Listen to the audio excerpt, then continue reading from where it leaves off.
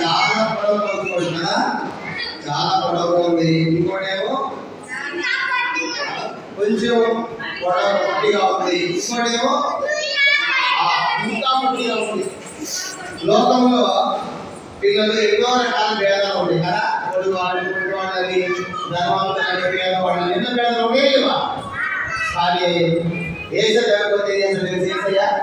అందరినీ సమానంగా ప్రేమిస్తారు, సమానంగా చూస్తారు. చేస్తున్నామా? అందరూ చూడండి.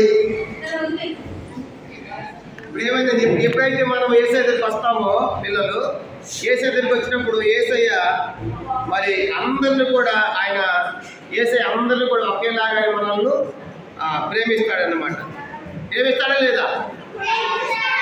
ప్రేమిస్తాడు. కాబట్టి చూడండి ఏసయ్య ప్రేమ ఎంత గొప్పదంటే అందరినీ కూడా ఒకేలాగా ఏసయ్య మనల్ని సృష్టించాడు. కనుక సృష్టించినప్పుడు కూడా అందరూ ఒకేలా సృష్టించాడు. చూడండి అందరూ కూడా ఏసయ్య ఒకేలాగా ఆయన మనల్ని ప్రేమిస్తాడు.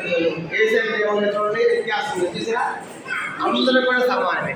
కనుక కానీ లోకంలో వాడవాళ్ళని కొన్ని వాళ్ళ భేదాలు ఉన్నాయి కదా. ఏసయ్య దృష్టిలో మనం అంతా కూడా సమానమే. ఓకేనా? క్లాసెస్ వెళ్తే మీరు